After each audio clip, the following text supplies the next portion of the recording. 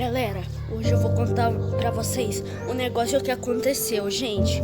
Um negócio muito estranho que aconteceu ontem à noite. Então, gente, já vai deixando seu like, se inscreve no canal e ativa o sininho de notificações. Então, gente, ó, escutamos um barulho de lata batendo aqui no quintal ontem à noite, beleza? E a gente ficou com medo porque a gente não sabia o que era. Escutamos aqui no fundo, ó. Então, ontem à noite, minha mãe falou que quase não dormiu, imagina eu. Então a gente ficou com muito medo, galera. Muito medo mesmo, foi amedrontador.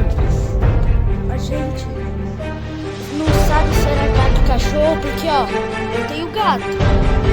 Então, não sei se foi a Nina que tava fazendo esse barulho, ou algum cachorro, ou alguma outra coisa.